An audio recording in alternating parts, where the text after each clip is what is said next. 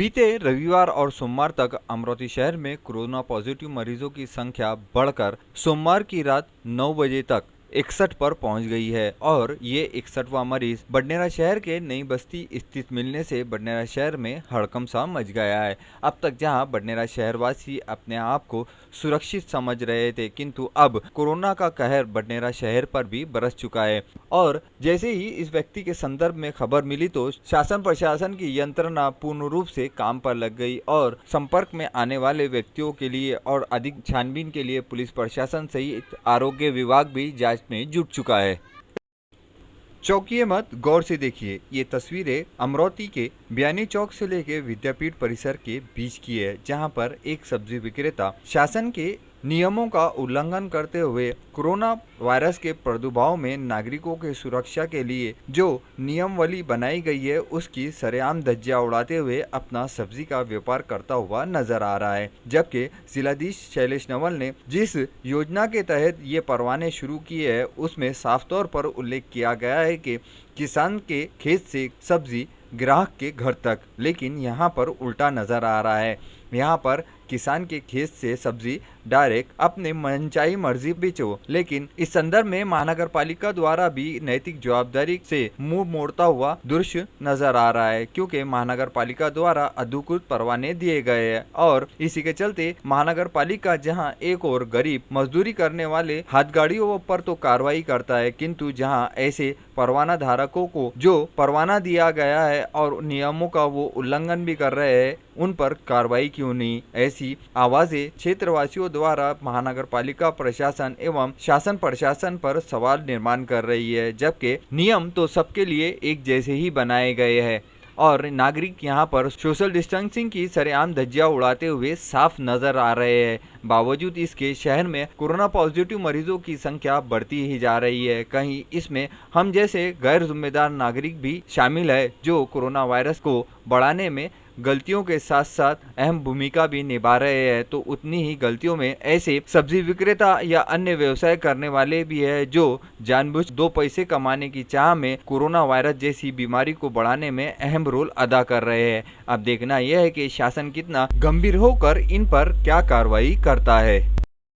अमरावती जिला सामान्य अस्पताल की ये तस्वीरें उन नागरिकों की है जो बीते 41 दिन के लॉकडाउन से अपने घरों को जाने के लिए तरस रहे हैं और जब शासन ने इन्हें अनुमति दी है तो उसके लिए इन्हें अपना मेडिकल प्रमाण पत्र बनाना अनिवार्य है, जिसके चलते अमरावती जिला सामान्य अस्पताल के कोविड वार्ड में ये समस्त नागरिक अपना प्रमाण पत्र पाने हेतु जमा हुए हैं। लेकिन कोरोना वायरस के प्रकोप पर नियंत्रण पाने हेतु जहां सोशल डिस्टेंसिंग, चेहरों पर मास्क लगाना, ये सारी चीजों को महत्वपूर्ण बातों में से जगह दी गई है, उस बातों का यहाँ पर किसी भी नागरिक पर कोई असर होता हुआ नहीं दिख रहा है। सभी नागरिक सोशल डिस्टेंसिंग की सरेआम अमरावती जिला सामान्य अस्पताल में धज्जियां उड़ाते हुए नजर आ रहे हैं। मुख्य बात ये भी है कि अमरावती जिला सामान्य अस्पताल में करीब 25 से 50 सुरक्षा रक्षक भी है जो ऐसी जगहों पर नजर नहीं आ रहे हैं, तो आखिर ये सुरक्षा रक्षक गए कहाँ, ये भी एक बहुत बड़ा चिंता का विषय है। अमरावती जिला सामान्य अस्पताल में ये तस्वीरें इस बात की गवाह है कि दिया तले अंधेरा जो कहावत है वो यहाँ पर साफ नजर आ रही है।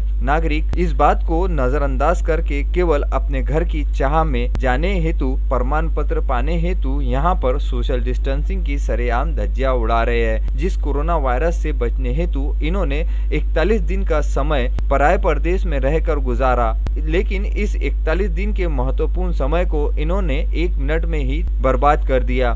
कहीं इसमें ऐसी कोई मरीज तो ना निकल जाए जो कोरोना संक्रमित हो, जिसके चलते यहाँ पर उपस्थित अनेक नागरिकों के भी संक्रमित होने की आशंका व्यक्त की जा सकती है। यदि यहाँ पर नियोजनबद्ध तरीके से इन नागरिकों को प्रमाण पत्र देने की सुविधा की गई होती तो ये तस्वीरें ऐसी नजर नहीं आती। आखिर करे तो क्या करे।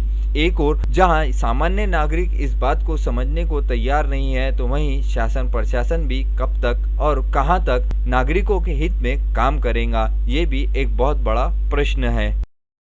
अचलपुर तहसील के असदपुर गांव में 3 अप्रैल को दोपहर 2 बजे देवीदास देवगिरे इनके घर को अचानक आग लग गई। ये आग धीरे धीरे जलते हुए उग्र रूप तक पहुंच गई।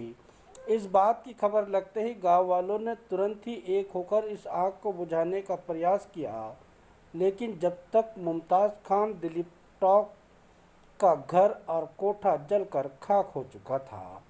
इस घटना की जानकारी आपत्ति व्यवस्थापन समिति सदस्य को दी गई, जिसके बाद वो भी मदद के लिए भागे। सभी गांव वालों ने आग पर काबू पाया। इस समय दरियापुर अचलपुर नगर परिषद अग्निशमन दल गांव में दाखिल हो चुका था। इस घटना में कोई जीवित हानि नहीं हुई, बस इसमें घर की वस्तुएं साहित्य और कृषि साहित्य जलकर खाक हो गया।